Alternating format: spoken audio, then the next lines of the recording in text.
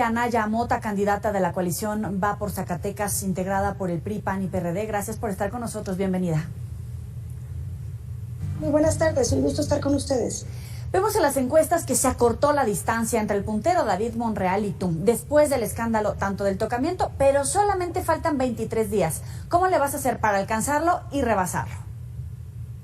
Igual que como le hice desde que empecé, trabajando todos los días, haciendo propuestas y construyendo del lado de la gente.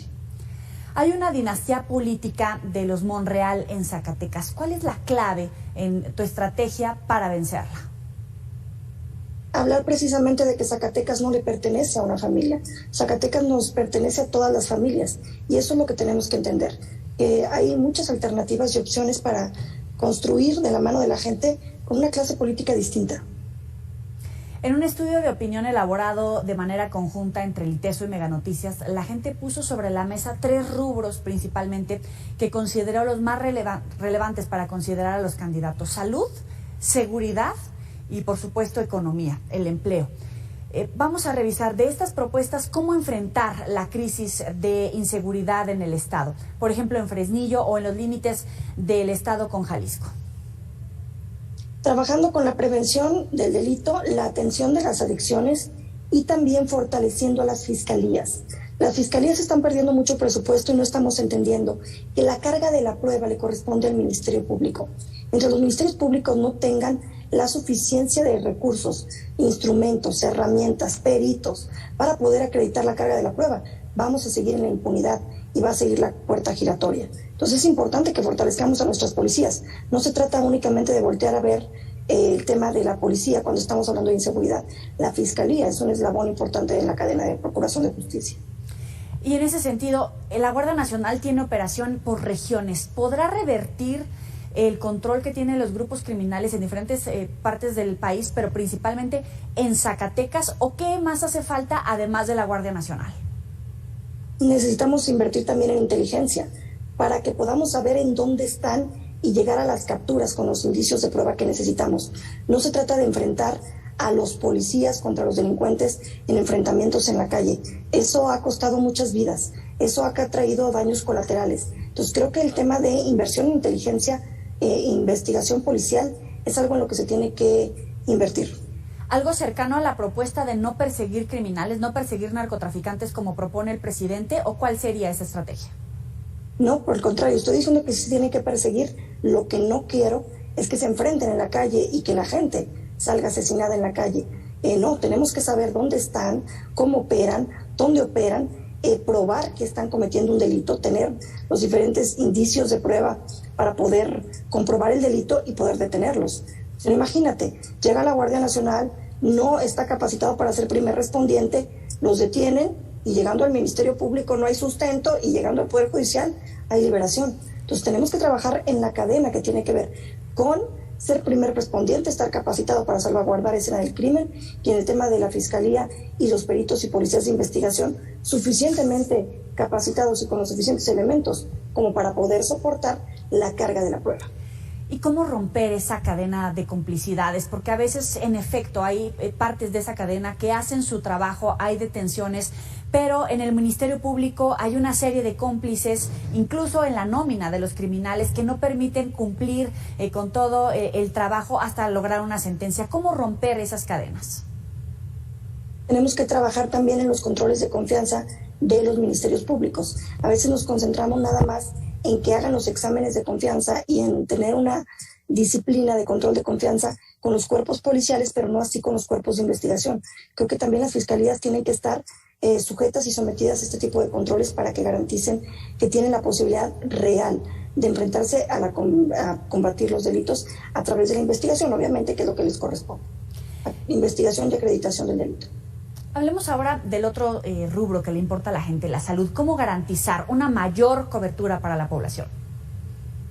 Mira, yo estoy proponiendo, y además fui de las legisladoras que argumentó en contra de la centralización de la salud. El INSABI no es otra cosa que llevarse nuevamente los presupuestos, tanto de ramo 12 como de FASA, a la administración central, es decir, a la federación. Durante los últimos 30 años, el modelo había sido fortalecer a las entidades federativas, ya que el tema de salud es un tema de urgencia y necesita una rápida respuesta. La salud es un tema de emergencia médica. Entonces, en ese sentido, yo estoy proponiendo que en Zacatecas retomemos el modelo seguro popular. ¿Cómo podemos hacer esto? Pues volviendo al modelo donde la administración de la salud la lleva el Estado.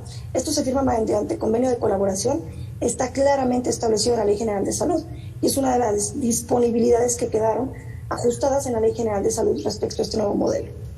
Y respecto al manejo de la pandemia, ¿a qué darías continuidad con el gobierno actual en el Estado y la relación con el presidente? ¿Y cómo marcarías, en todo caso, una distancia para hacer esta diferenciación, por ejemplo, en el acceso a la salud? Mira, yo estoy considerando que tengamos un presupuesto para compra de pruebas y también de vacunas COVID. ¿Para qué? Para que podamos nosotros también ayudar como entidad federativa en la vacunación. Lo cierto es que al día de hoy, por un criterio, me parece que más político que técnico, se ha impedido que las entidades federativas hagan una compra de vacuna COVID. Pero estoy cierta que pasando las elecciones se dará la posibilidad de parte de COFEPRIS para que las entidades federativas también compren vacunas y de esta manera se pueda estar vacunando y ampliando la base de vacunación. Ya en otros países del mundo incluso están incentivando a la gente para que vaya y se vacune, cuando aquí estamos saltando entre un grupo poblacional y otro, porque ni siquiera se acabó de vacunar al personal de la salud.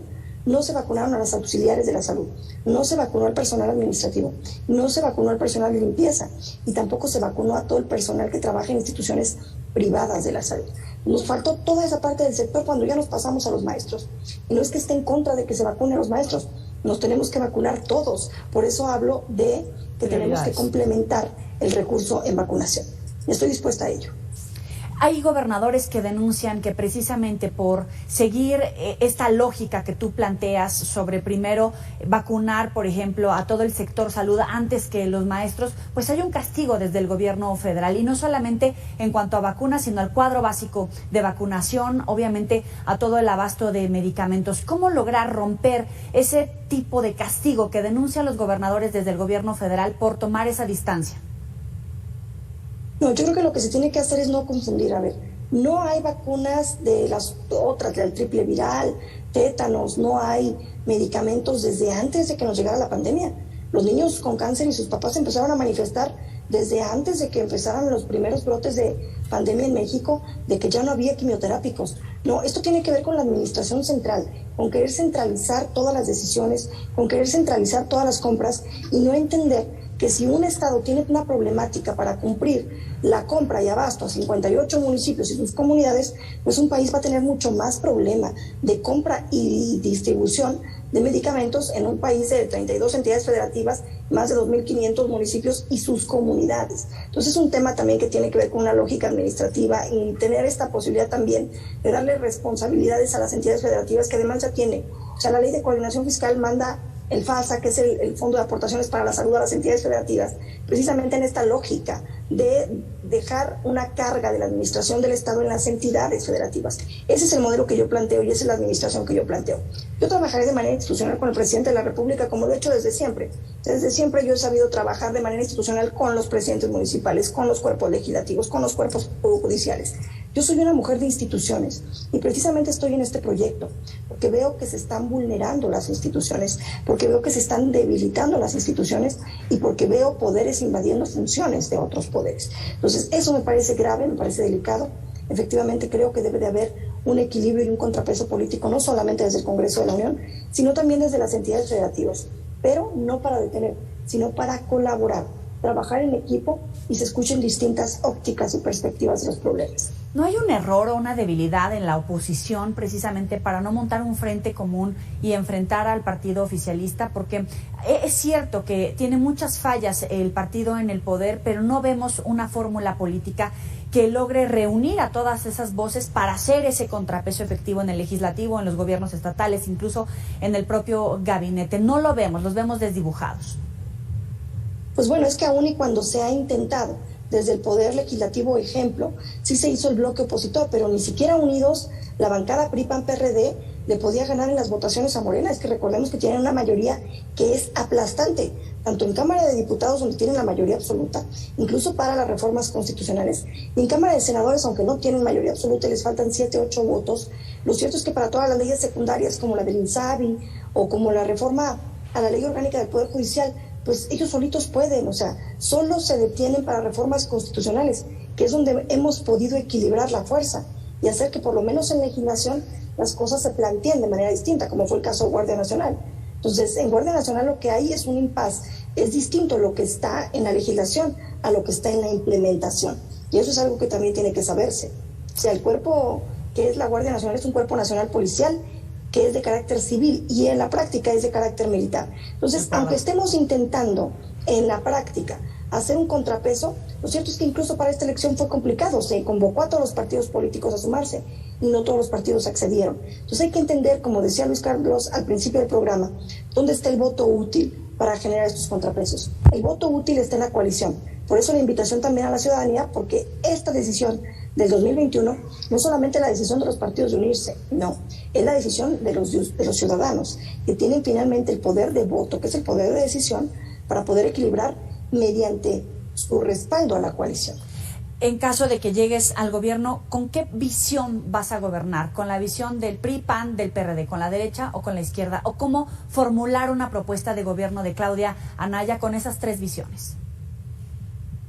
Mira, hicimos un plan de trabajo gubernamental porque no solamente vamos juntos en la elección, efectivamente el acuerdo es tener una gobernanza juntos y esto implica efectivamente tener la posibilidad de conjuntar las visiones y esto queda en el centro. Yo soy una mujer además de centroizquierda progresista, entonces en ese sentido creo que tendremos la posibilidad de no tocar extremos, de no radicalizarnos a ninguno de los dos extremos, ni a tan izquierda ni a tan derecha, y centrar precisamente las propuestas de los tres partidos en las coincidencias. ¿Es necesario renovar el pacto fiscal con la Federación? Sí, definitivamente, porque si no hay autonomía financiera, pues entonces no hay autonomía real en las entidades federativas. Y con el 15% de cada peso de impuestos que se recauda en este país y que se le entrega a las entidades federativas, es insuficiente para esta independencia que se necesita de las entidades federativas de tomar sus propias decisiones. Actualmente lo que llega entre ramo 28 y ramo 33 alcanza únicamente para pagar las nóminas gubernamentales. Entonces ya si se necesitan ejercer otros programas o tratar de implementar otras acciones, sí quedas a expensas de lo que te envíe la Federación, que se queda administrando el 80% de cada peso que se recauda. Vamos a la sección de Bote Pronto, si te parece.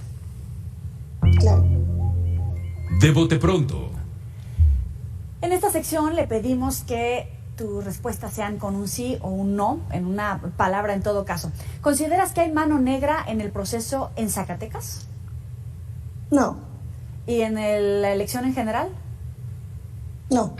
¿Cómo defines en una palabra a tu principal contrincante, David Monreal? Flojo. ¿Perdón? Flojo. Flojo. ¿Cómo calificas a la actual administración federal? Autoritaria. ¿Cómo será tu relación con el presidente? Institucional. Le agradezco a Claudia Anaya Mota por estos minutos para Mega Noticias TVC. La mejor de las suertes y estamos en contacto contigo. Gracias, Joely. Muchas gracias. Buenas tardes. Gracias, Claudia.